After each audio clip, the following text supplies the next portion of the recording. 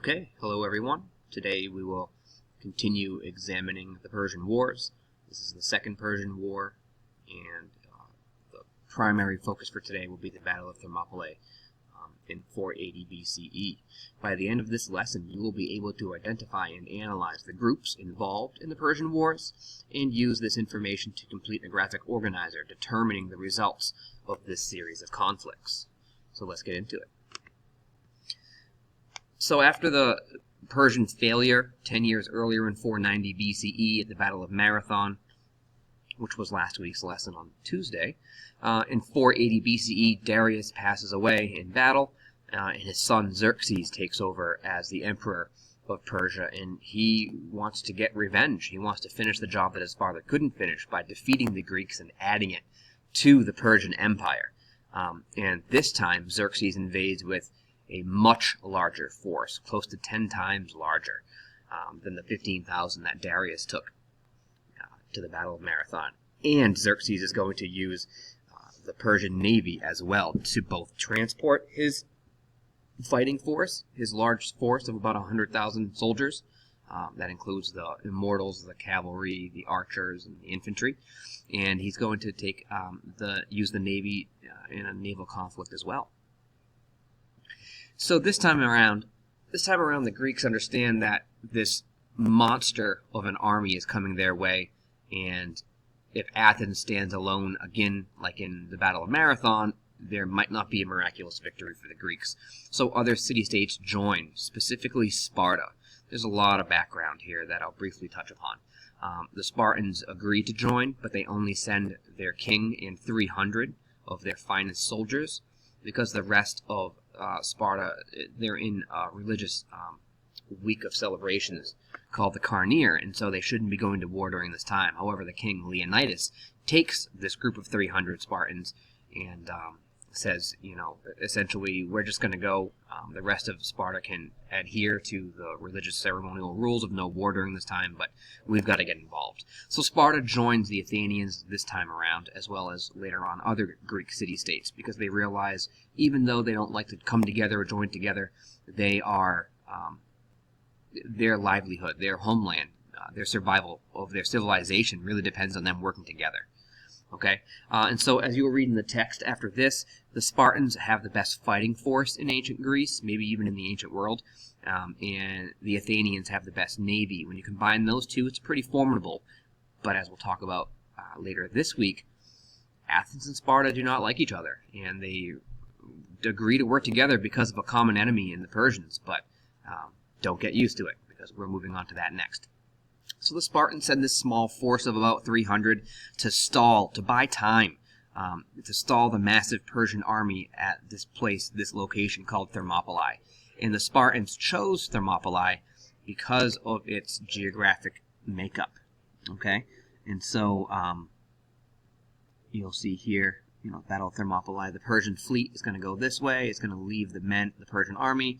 This is where Athens is located. Battle of Thermopylae is going to take place down here. And so what this is trying to show you is here.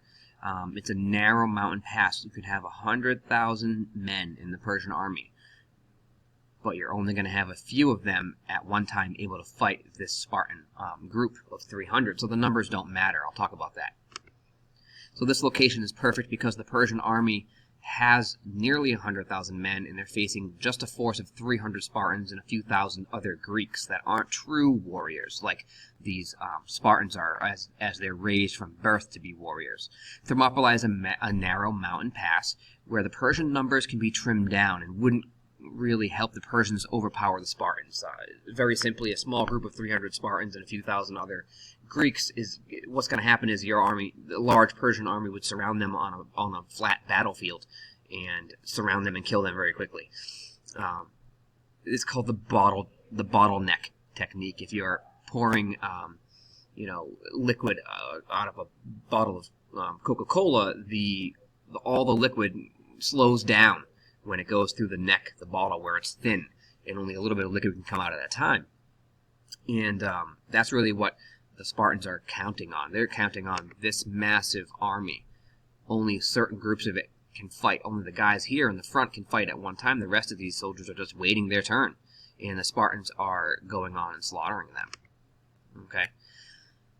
My analogy that I use in class, if we were in person, is imagine 1,000 soldiers trying to get into my classroom, and we're all sitting in the room together.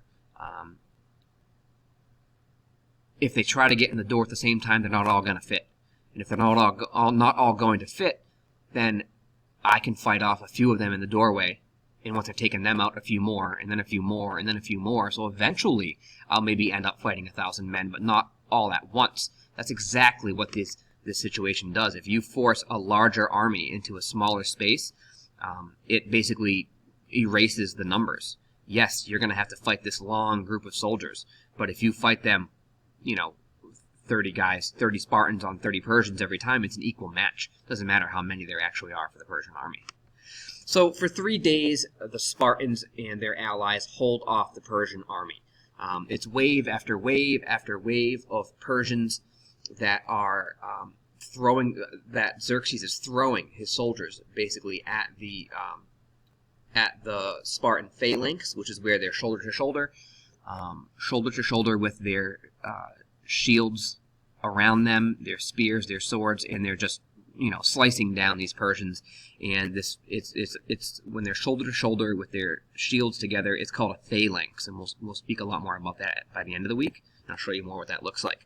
Now this phalanx is like almost impenetrable. I mean, the Persians have a really hard time getting past these elite Spartan soldiers, until a Greek traitor, someone who betrays his own people. He betrayed the Greeks. He showed the Persians and was rewarded about how to get behind the Spartans, behind this mountain pass, and to surround them and kill them, and that's what they do. And the Spartans fight to the death. They send most of their allies home. Some choose to stay, some choose to go, but all of these Spartans stay and die. And so the Persians go on, and their ultimate goal, as in the Battle of Marathon, is to burn the city of Athens, and they do so.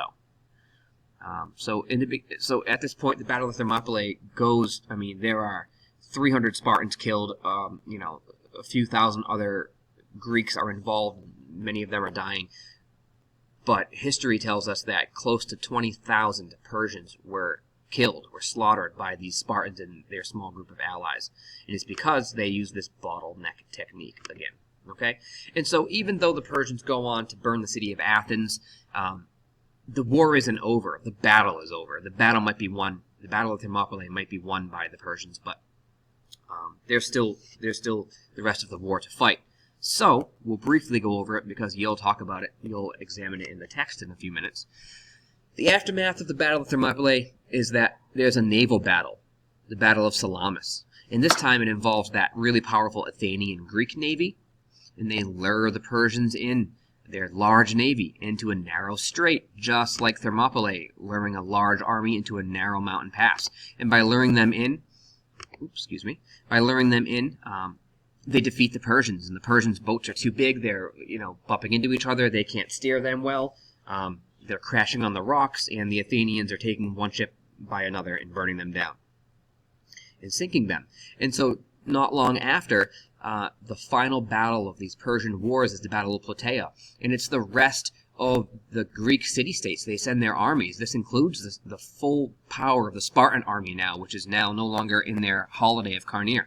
The Battle of Plataea is an army of Greeks united, brought together, that joined together from all over Greece to defeat the Persian army once and for all, and they do so on the plains of Plataea. So who's involved? Many of the Greeks, most of the Greek city-states. And they end up ending the Persian wars altogether. And this happens in 479 BCE, about a year after the Battle of Thermopylae. Okay? You are now going to go in and examine the text on 2 slides that are in the directions. After you've done that, you're going to use that text to answer, to really fill out, to complete a chart of who's involved in these battles, which armies are there, what the battle's called, the winner, and the result.